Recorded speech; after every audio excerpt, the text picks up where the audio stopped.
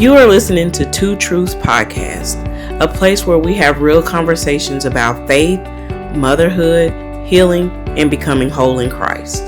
We believe our stories matter and that God uses every chapter of our lives for purpose.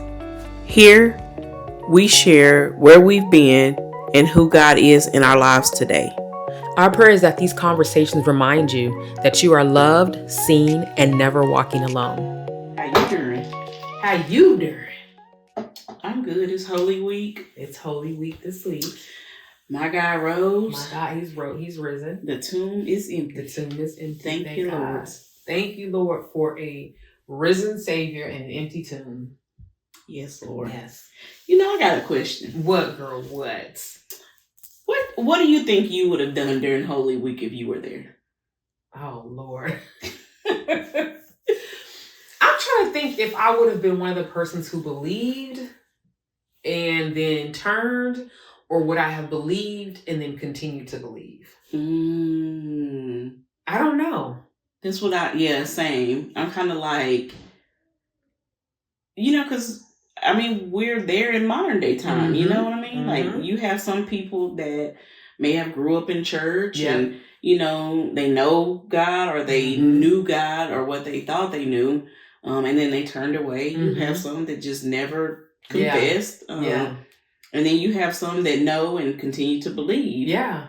And I think I would have still been wondering, like, would I have, after all the miracles he's performed, all the time that he's been on earth, everything that I've seen and heard, would I have then, after all of those things, then made a decision that no, he's not the Messiah? Even after he went to the cross. And then all of these witnesses, seeing him after he rose. Like, I wonder, would I be a person who would just try to, throw it off or just be like, whatever? Or would I be like, no, he lived and he rose. And like,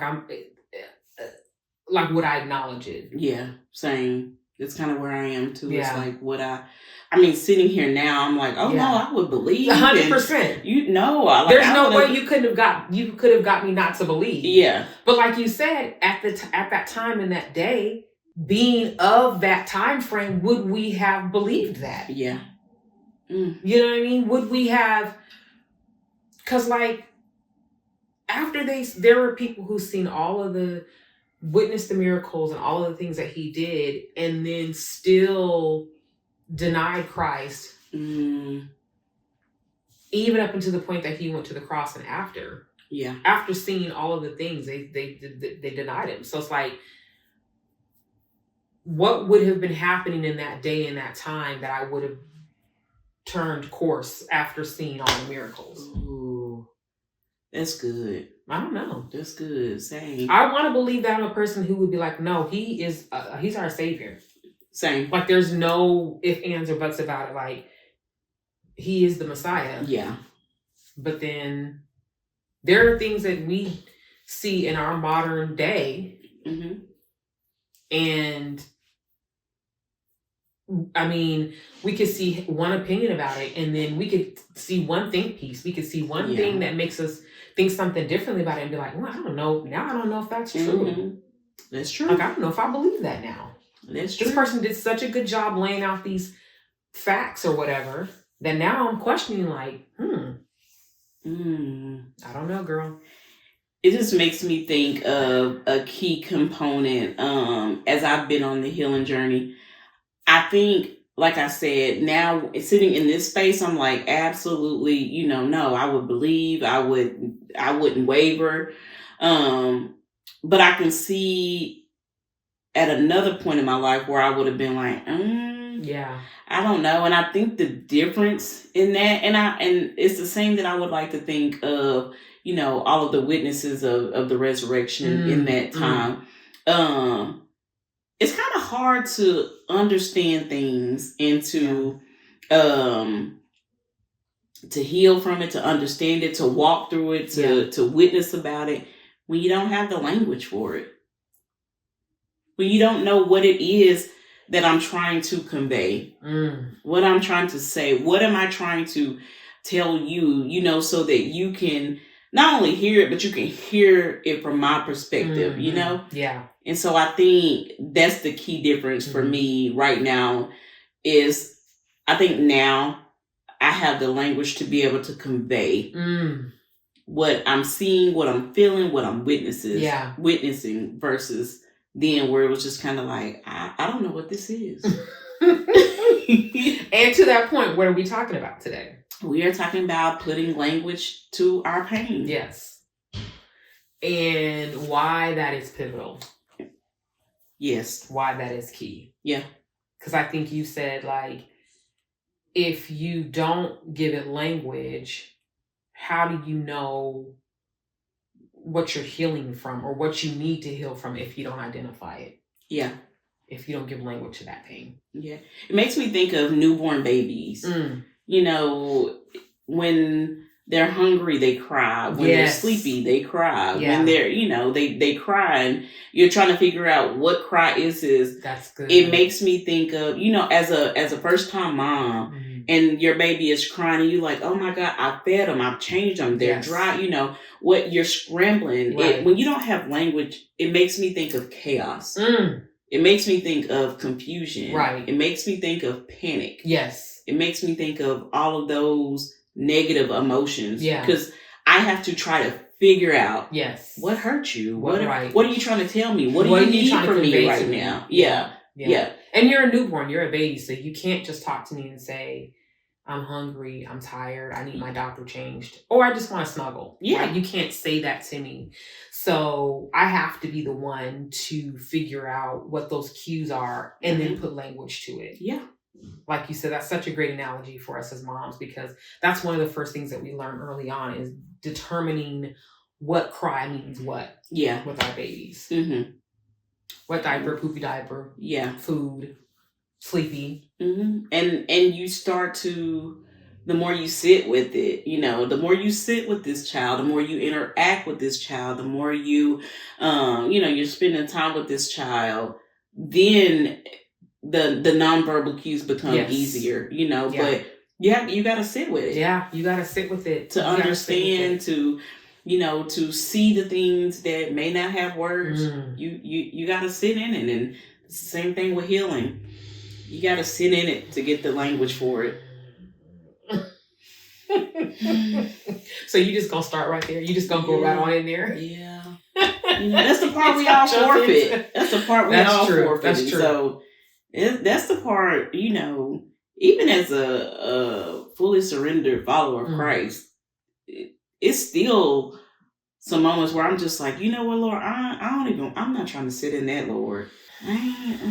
Lord, so you say that, and I think sometimes the idea around not wanting to name it is because we can have this notion that if we give language or we give a name to our trauma or whatever it is that's besetting us, it feels like weakness.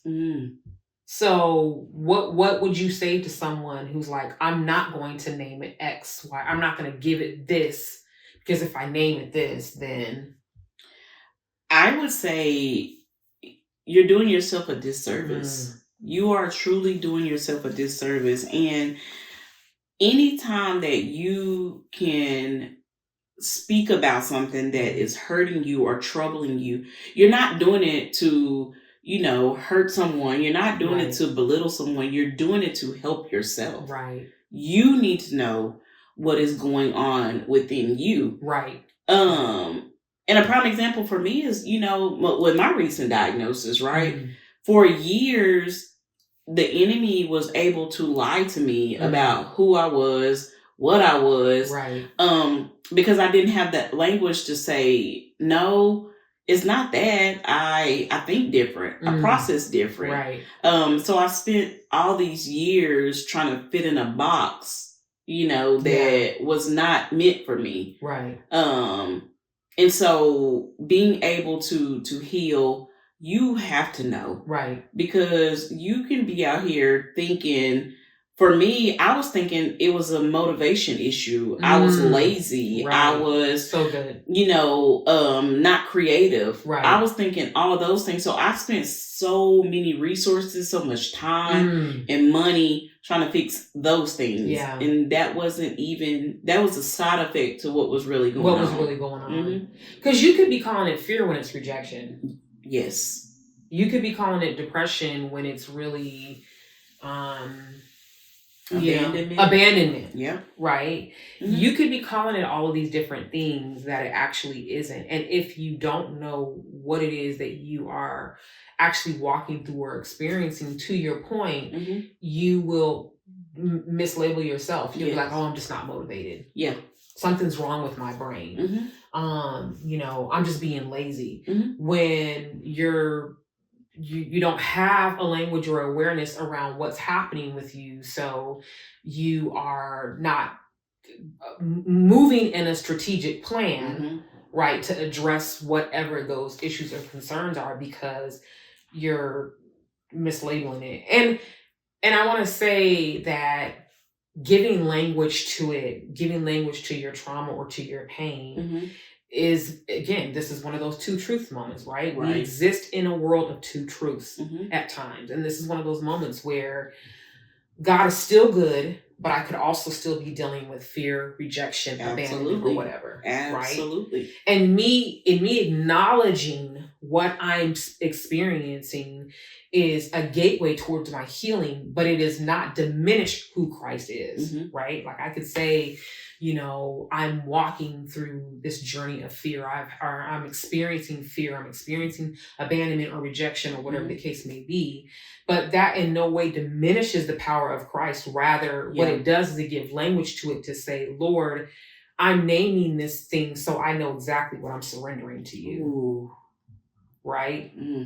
Because if I don't know what to name it, if I don't know what to call it, I don't know what to surrender. And then I could still be dealing with that same thing in different forms, in different capacities, because I haven't had awareness enough to say, oh, this is actually what I'm dealing with. And Lord, this is what I bring to you. This is what I'm surrendering to you. Yeah. So I think that notion of, I'm not going to acknowledge it because it's weakness. You cannot do that, but you're going to continue to stay stuck in that same cycle. Absolutely. In your non-acknowledgement. Yeah, because I'm a firm believer. One of the biggest tactics of the enemy, he perverts stuff. And so one of the things that in my quiet time with God that I feel like the enemy doesn't want us to have language to things, because to your point, we don't know what to surrender. But also too, I find it, not a coincidence that the enemy wants to keep us silent and keep us quiet and not have language. And this is my own personal revelation, but I believe that is a very strategic attempt from the enemy, because the Holy Spirit is with the belief of speaking in tongues, right? That is an unknown language to the enemy. That is between you and Christ, a conversation between you and Christ. And so I think that is the enemy's attempt to pervert something that is of God. Something that's holy. He wants us to, be quiet. He tries to make us think, well, in this sense, you are using a heavenly language. And you don't know the words to that. So he tries to use that in the same sense. Right. But it's completely different, because the enemy he seeks to disarm us. Yes. He wants to disarm us. So if I know that I'm hurting, or I'm confused, or I feel like I'm just spinning and I don't know what's going on, the enemy, he can keep me busy. Right. Because I'm over here spinning and trying to figure out what's going on. Right. But once you know the language, you can start to combat his lies. Right. And it's like, no, I'm not lazy. Right. I process different. Right. Because I am overstimulated. I have to have periods of rest. of rest. Yeah. And so it's just important. I think having the language is what we use, are the tools that we use, like you said, to disarm the lies. Yeah. Because not having the language, not knowing what it is that we are experiencing or walking through, then you don't know how to like I said, you need a strategic plan. Yeah. Right. And so if you are going into fight a battle,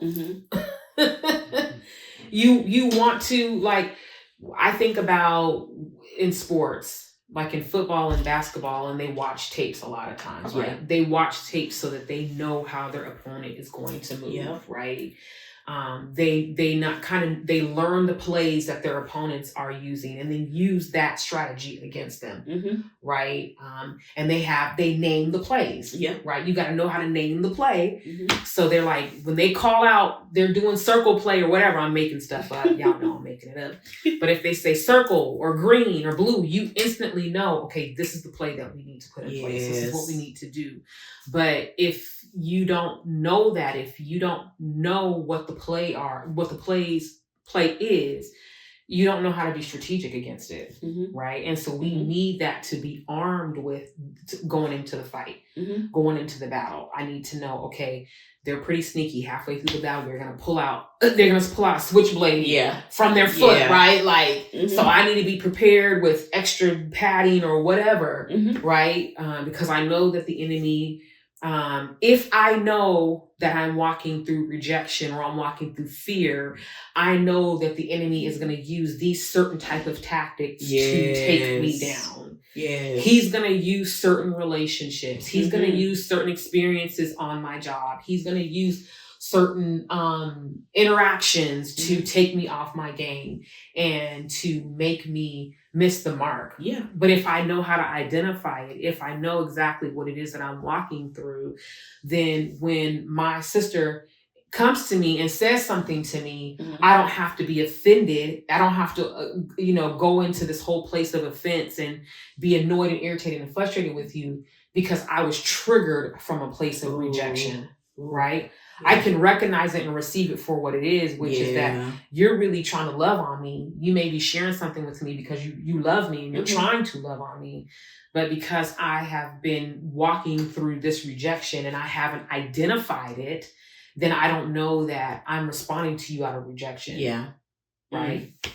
That is so good. Yeah. That is so good and so important because, to your point, I've spoken about coming into relationship with you guys and just a lot of things that I wasn't used to. I wasn't used to boundaries. I wasn't used to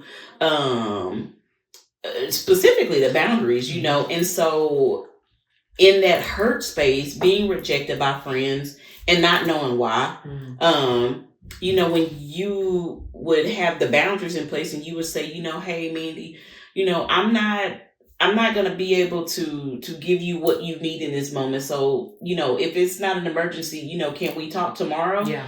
And I'm like, yeah, but I'm sitting here and I'm thinking, I'm like, I would forever be cracking up about it. I was like, I was like, what? I'm like, you supposed to be, we got to be available for each other, just didn't know. I never, my friendships never looked like that. Yeah. My friendships were just like, you just give, and give some more. Yeah. And so in that hurt space, the enemy would use that, and like, if I would call you guys and somebody didn't answer, it was an automatic like, oh, they don't like me anymore. Right. They don't want to be my friend anymore. Right. I've done something wrong, the reason they're not responding. Right. And to your point, the enemy loves that playground. Yeah. He loves to be able to toy with your wounds. Yes. Just keep them open, keep them infected, keep them inflamed. He loves to be able to do those things. And so, like you said, if I don't know what am I surrendering, if I don't know to come to God and say, God, I'm really struggling with rejection. Yes. I'm really struggling with abandonment. So can you give me a strategy for what I need to do? What's the play, Lord? In this moment, Yeah. And He will give you a play-by-play. He will give you a play-by-play. Because God doesn't want us out just aimlessly wandering. and trying to, okay, well, maybe I can try this or maybe I can try that, God is like, no, let's do this. Right. And while we're doing this and I'm giving you the language for it, I'm also tending to you. Yes. I'm rebuilding. Yeah. I'm rebuilding. So it makes me think about what you just said. Like, so if you had never made connection with the fact that you were walking through a route of abandonment, and when you would try to reach out to call any of us and we weren't available at that moment for various reasons, right? Right. If you had not connected with that, to your point, you could have pushed away the very community, which is a part of your strategy, which is a part of the play that God gives us, is to surround us with community. Absolutely. You could have pushed that very group of people away thinking, like you said, they're mad at me, they don't want to have anything to do with me, or I'm not going to talk to them, they didn't answer. When the reality is, we're at work, or we were tending to a child, or a myriad of different things that we could have been doing that, but the enemy will use that to toil with our hearts and to toil with our minds. To see, she couldn't even give you 5 minutes and pick up the phone. You're not important. You're not important, and it's just digging further into that root. And so that makes me think about when we talk about the roots. Surface healing versus a root healing. Like that goes along with identifying that root, right? So what does that look like for you to engage in a place of, let me just get past the surface level, right? Like, okay, I call, they don't answer, then something's wrong with me, versus no, let me get deep into that root so that I can figure out, what is causing me to feel this way, and then what I need to do to start to excavate this. So what was that like for you, trying to dismantle the surface versus that getting deeper into the roots? So I think the first part was I had to acknowledge that it was going to be uncomfortable. I had to, because I knew in the back of my heart, in the back of my mind, I knew it was a me problem. But surface level wants it to be somebody else's problem. So good. That's good. And again, that's the strategy of the enemy, is to keep it about you, keep it about what you need that you didn't get, and a lot of times what I found in that season, when you guys were either not available, or tending to yourself, right? Because you have that right. A lot of the times, 99.9% of the time, the Lord done that. He made you guys not available so I could come to him. Yeah. And I think, again, that's a strategy of the enemy is, okay, if I can get her to go over here to Susan and to Mary and to Barbara, and she never gets to God, well, depending on who those people are, they're going to tell you different things. Correct. They may tell you what you want to hear. Correct. They may tell you that it's totally unrelated. Correct. And so for me, I had to sit in that and say, okay, I know this is bigger than me. And I got to be uncomfortable long enough to get to what is it? Yeah. That it's not about me, because the enemy's goal is to kill, steal, and destroy.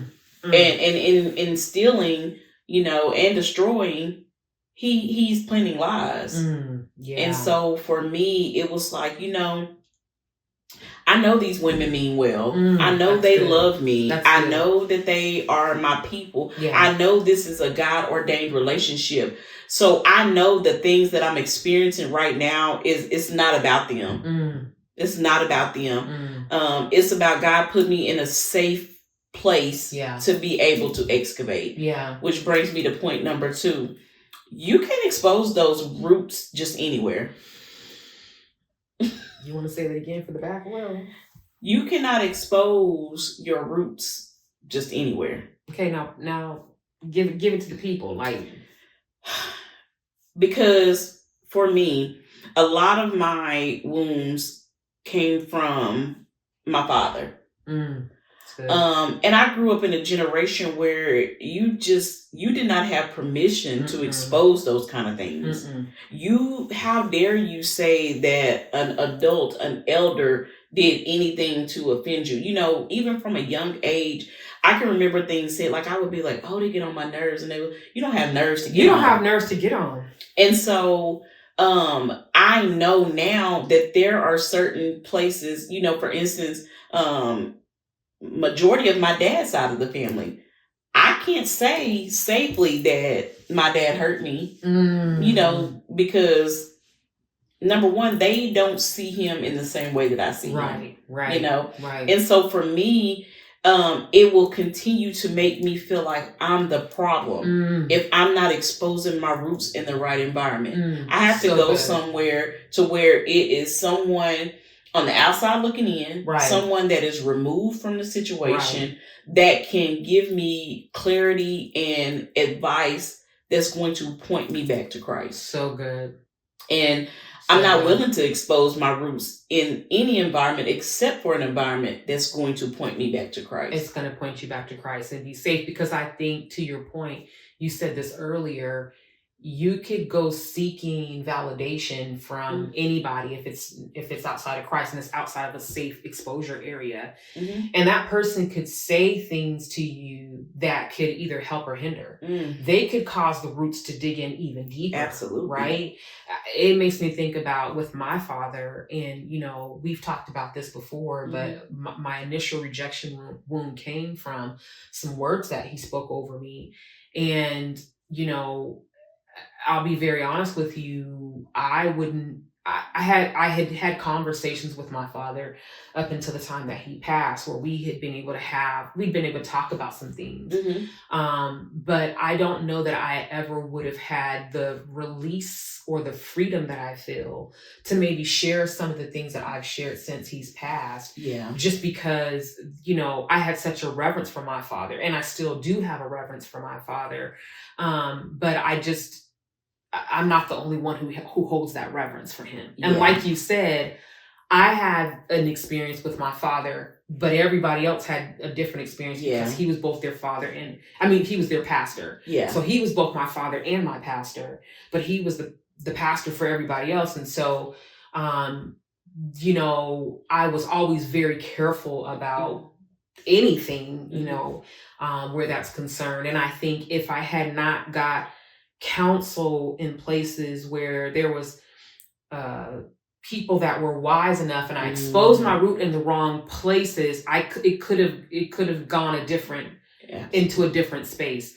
Instead, because I was able to go through the healing process and journey and get counseling in wise spaces, you know, they helped me to not only see, you know, yes, there were some things that your dad spoke over you that did cause that root of rejection, but there's also some things that you have to sit with the weight of, right? And I think if I hadn't received that wise counsel, I could have been having a different experience about my father at this moment, because one, he's gone, right? So like the veil is torn, you know, the wizard's out from behind the curtain. So there's no holds bars, right? So, but if anything, because like you said, I was able to expose my roots in a safe space, the Lord used it to show me areas of opportunity within myself.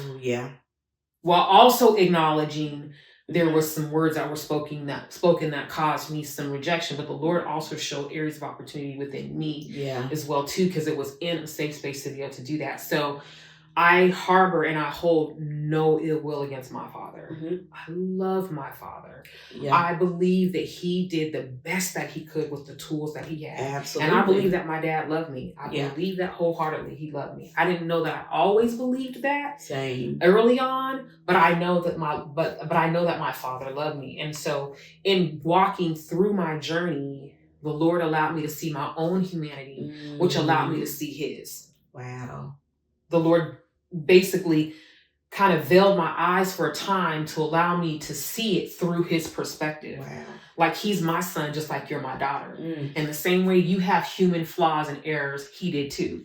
Yeah. Right. And so I'm grateful for that graciousness, like you said, because you just can't expose yourself. You can't have your root exposed in any or willy-nilly place or area, because you do need to be in a safe space with someone who can help guide that through. But like you said, is not somebody who's so close to it to where they're just going to tell you what you want to hear. Yeah. Because that doesn't serve you. That doesn't serve anybody to be told what they want to hear. Sometimes we have to sit with hard truths. We have to sit with the weight of hard truths and let that kind of wash over us. But then God's love covers the multitude. Absolutely. And sometimes, we just have to check the environment.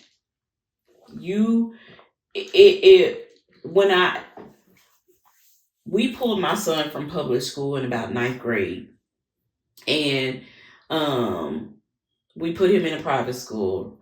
And I remember when we went to the meeting, I was just feeling away, because I was just like, this is, it's just not what I expected. I thought he was going to be able to thrive. And I equated that to like, it was something wrong. Right. And so we go to this meeting, and the principal at this new school, he tells me, he said, you have to know the environment in which you're trying to grow. He said, right now, my son Joshua, he said, right now, Joshua is a palm tree trying to root and plant in Iceland. And I was like, wait, what? And he was like, right, you're trying to, yes. And I was like, wow. And he was like, and it's really as simple as changing the pot. Change the location. Change the location. And we changed his location. And that boy, we saw characteristics of him I never knew existed. He thrived so well in that environment. And when I look back, it was not an environment that may have worked for me.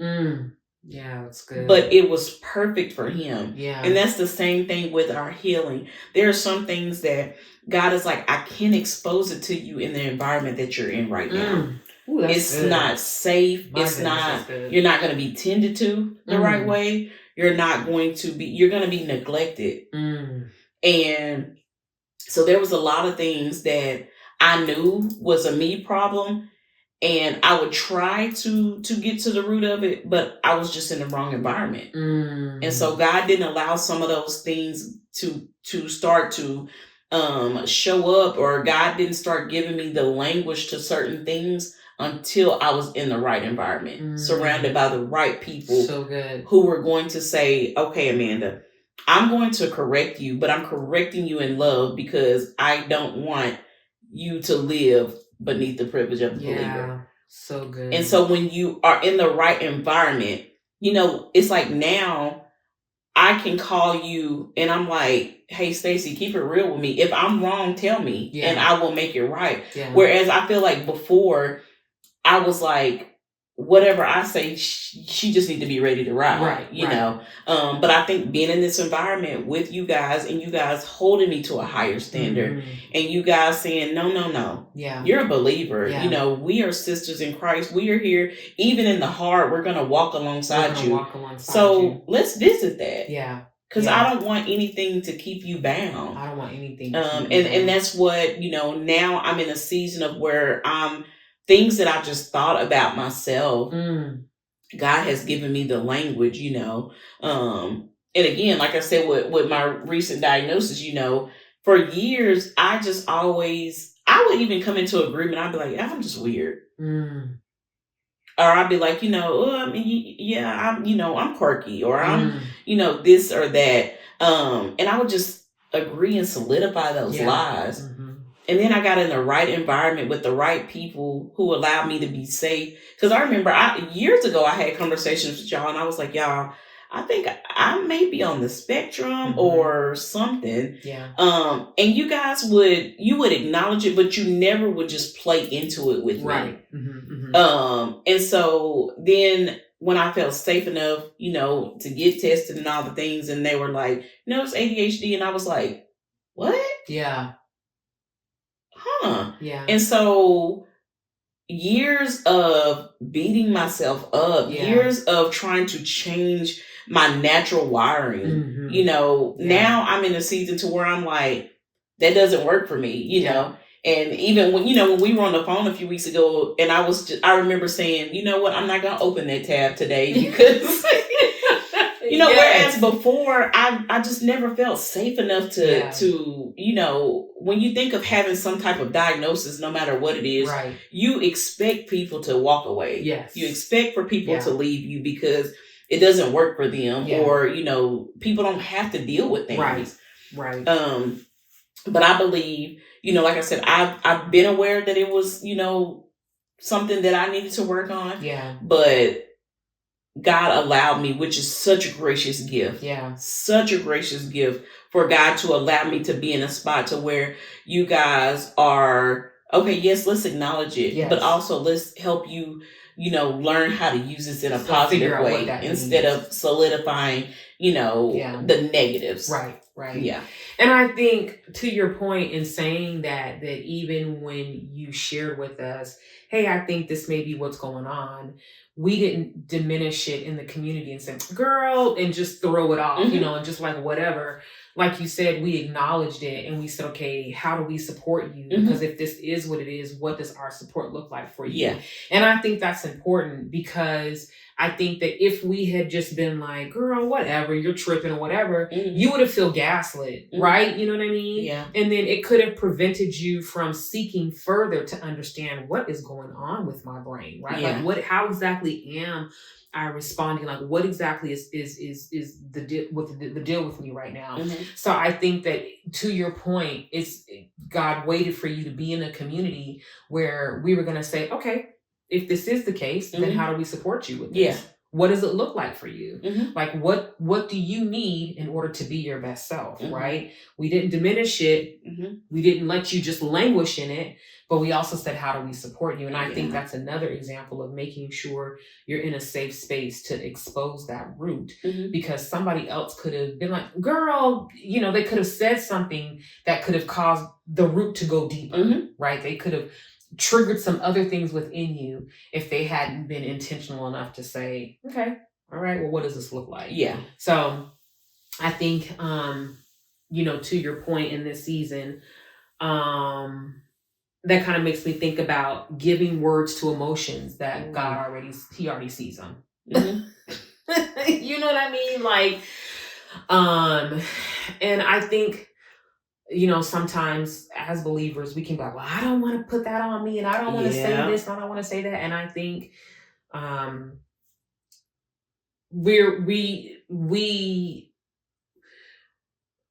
think there is this, I'll give an example, like when my son was younger, we also learned later on that he's walking through an ADHD diagnosis as well too. But I think there were things that I noticed early on that pointed to that, but I was no, I ain't gonna say that I'm not gonna speak that over my son. And my son struggled. He struggled in school. He was and still is to this day, extremely intelligent. But the way that his mind comprehended and his brain put things together, it wasn't in a traditional sense of the sense of the word. And so, he struggled in some areas in school because I was just too, in my thinking, too traditional to think that, I'm not going to acknowledge that. And for me, when I think about it as a parent, I feel like it was a missed opportunity for me to help him. Yeah.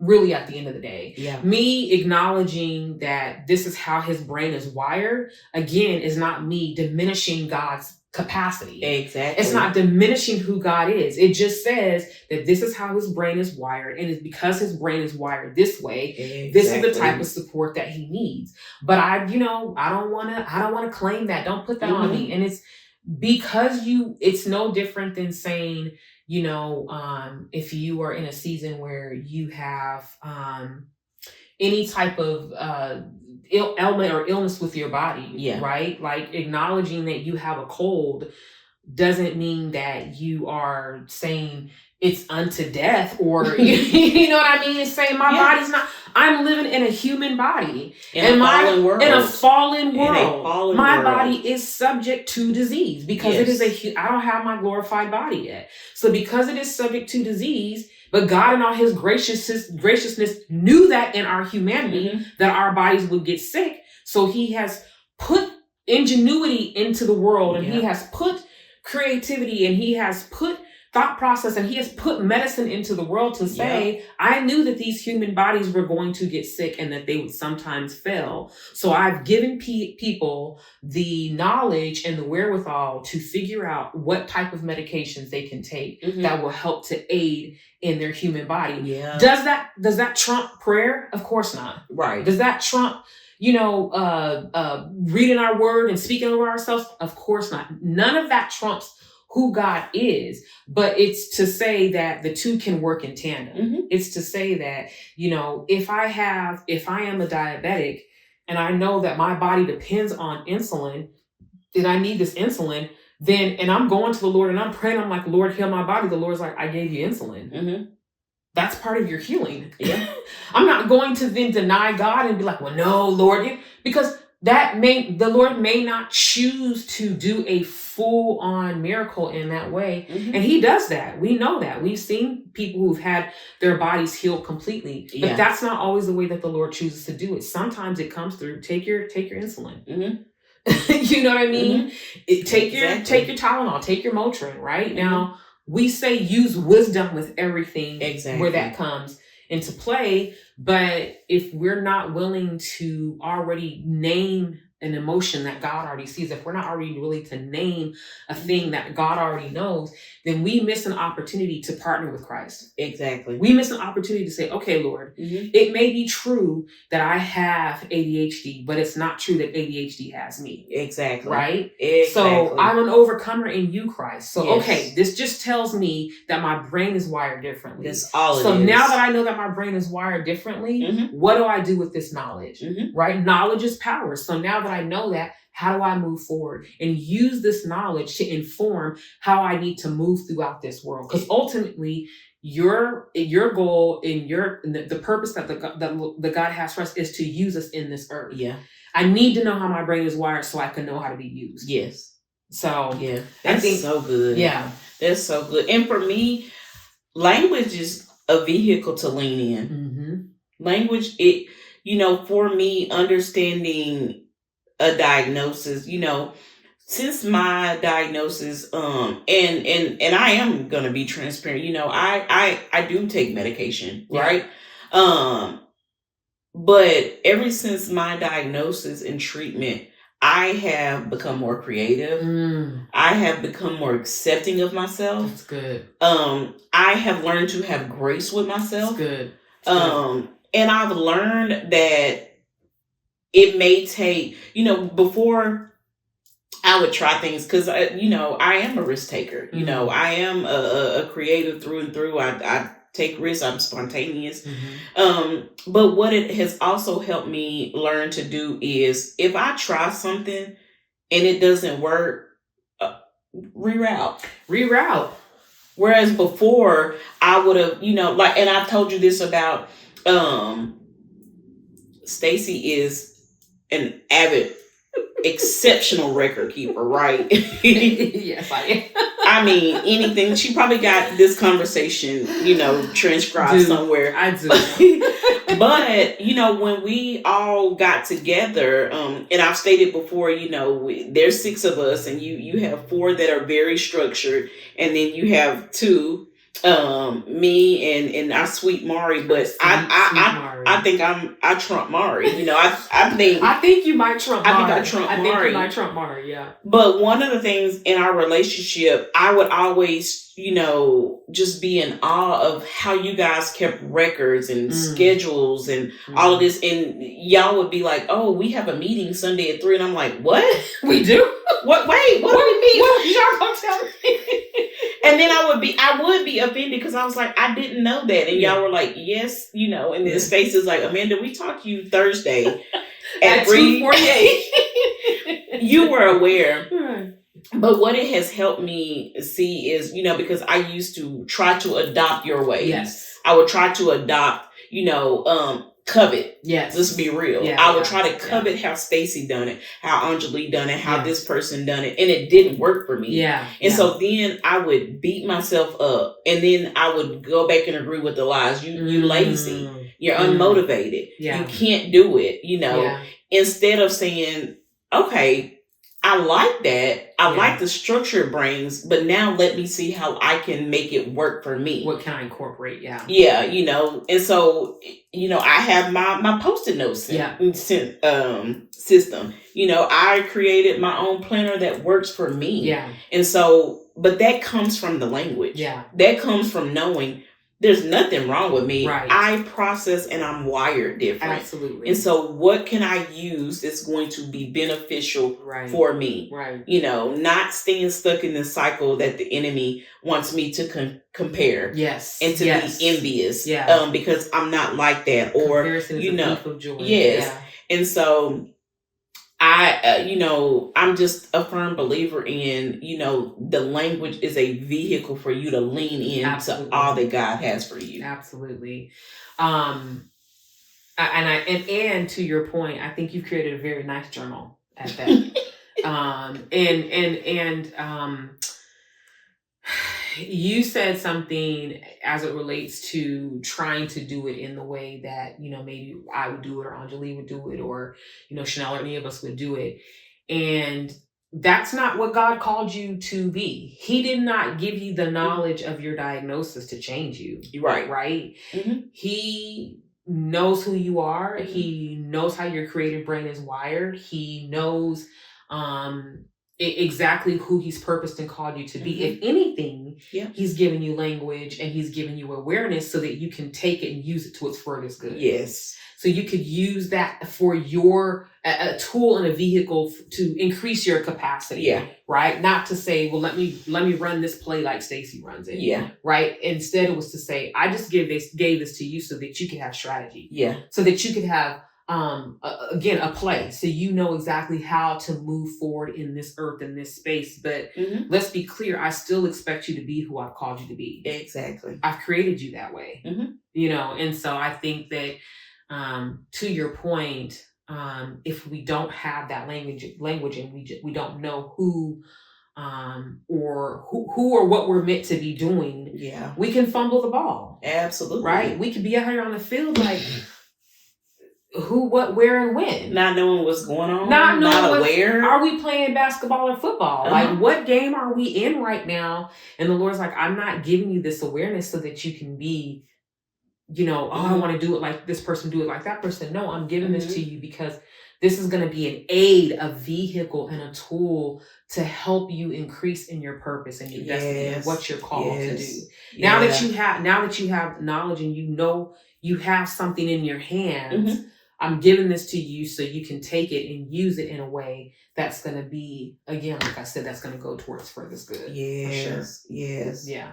Yeah. And when you get language, it brings this level of relief that you just never anticipated. You know, I remember when I was making the appointments, I have formulated in my mind how drastically my life was going to change.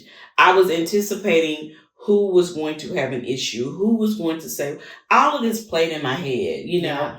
And, you know, I didn't even say anything that I was making these appointments because I was so worried about, you know, what people were going to say and, you know, what that was going to look like. And then, you know, it's like, I'm a mom and, you know, I'm having to navigate these things. And So I made these appointments, and I think a few days before I shared it with you that I had made the appointment. And I went to the appointment, and from the time I made the appointment to when I shared it with you to where I shared it with everyone else, I got the complete opposite of what I prepared for. It was so much support. It was so much, even from the staff, where I had my appointment, even after, the diagnosis, even, it was explained to me in a way like, you're wired this way. Yeah. To be able to do things differently, to be able to be innovative. Yeah. And so that's another strategy of the enemy, right? Is if he can keep us in our mind, in our heads, if he can keep us bound, imprisoned in our thoughts, and we don't have the language, and we're out here just babbling, and we're speaking, but we're not speaking productively. Yeah, that's good. We're not using words that can be taken to the furthest good. Now, I don't even consider myself saying that I have a diagnosis. No, I am an advocate for other women, other people, that may have gotten diagnosed later. I get to be an advocate and walk hand in hand with God to be able to bring freedom to somebody else. Absolutely. I get to be a partner. Absolutely. So it takes me back to God giving his son. Yes. I can never compare in that capacity. But just the fact that God is saying, God had a conversation and said, I'm going to wire Amanda this way. Yes. Because I want her to be able to go out and help someone, and that's with anything that we're struggling with. Rejection, abandonment, fear, any of those things. When we partner with Christ, we get to become an advocate to go and aid God into rescuing his other children. So Yeah. So would you say that having language has led to regulation and freedom? Oh my God. Yeah. Yes, ma'am. Yeah.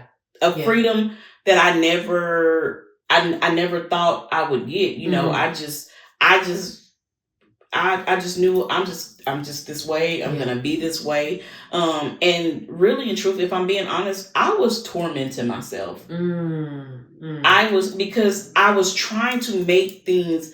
I was trying to put a square peg in a circle. I was trying to make something fit that it just could not. Could not fit. And so I spent so much time tormenting myself. Yeah. Because I was like, it has to work this way. Right. And this way only. Right. And so now I have the freedom to say, okay, Stacey, I see what you're doing. Right. And I like that.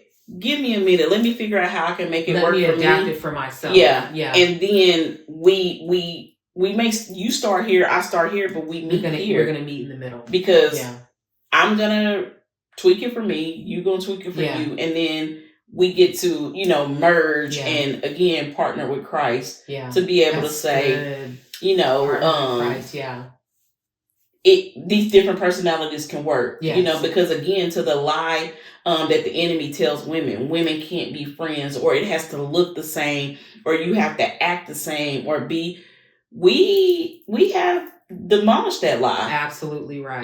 We are all completely different, completely opposite. Right. And we have the language to know that. Absolutely right. And we're okay with that. Yes. And it's like, okay, we know that. No big deal. How are we going to build God's kingdom? How are we going to build God's kingdom? Because there's more than one way to get to right. Mm-hmm. Right. There's more than one way to get to the right answer. Mm-hmm. And to your point, you having the awareness and the revelation that, okay, I'm not a Stacey, I'm not a Mari, I'm not an Anjali, but I'm an Amanda, I'm a Mandy. Mm-hmm. And you figuring out the way that you are created to do it, and then I figure out the way that I'm created to do it, make sure that we're not bumping into each other, but instead, like you said, we're meeting in the middle. Because there are Amandas out there just like you that are also trying to figure out, how do I get to the middle? How do I meet and get to the middle to get to the end goal? And they need to see someone like you doing that in partnership with someone like me. Right? They need to see how the two can merge together in a way, like you said, that women, we can be friends. Right. We reject that notion that the culture says that women can't be friends. We can be friends. God has created us for community. He's created us to be in that way. But again, the lie of the enemy, the lies he tells us that, no, you can't be friends with her because this or that. When in reality, the Lord, to your point, is giving you language to understand what are the things that are besetting you, so that you can't come into alignment with these community friendships. Girl, that is good. That is so good. It is. Good. I could talk a whole other episode on women's friendships, because that is something that's very near and dear to my heart. With that language that we had been told growing up, women can't be friends. And like, you've always said that. You've always said that was one of your desires, is to debunk that lie. Such a deep dissect in my heart, because it started with my mom. Because my mom was such a community-minded woman, and a community for women, and just so community-minded in that way, where she would always tell me, Stacey, that's a lie of the enemy, that women cannot be friends. And so I really resonated with that. I believe that in the core of my heart, and I see it so prevalent now in this world, that it is something that I always work to debunk, because women, not only can we be friends, but we are meant to be friends. Absolutely. We are meant to do life and do community together. And I'm just so grateful that God has brought you all into my life to help me live that out on purpose and out loud. So girl, we are kingdom girls. We're kingdom girls, not mean girls. We are kingdom over culture. Yes, we are kingdom over culture. Yes. Man, well, we done we done so did it again. We could go on about this for a while. We could go on about this for a while. But we've lived it. We've lived it. It's a very true statement for us. But we want to hear from you guys. What, is that something that you grew up hearing, is that women cannot be friends? What's the language that you need to put to your pain, or whatever it is? What's the Lord bringing up in your spirit and saying, hey, I want you to name this, so that I can give you the play. I can give you the right tools and the strategy that you need to be able to begin to address this. Let us know in the comments. As always, like, comment, subscribe. We love hearing from you guys. Thank you guys so much for your feedback, your positive feedback, your critique, and just all the things. We really enjoy doing this. We enjoy that God has given us the space and the time to do this. And we appreciate your support so much. It has been such a blessing as we continue to embark upon this. So we love you guys, and we'll see you on the next journey. Bye-bye.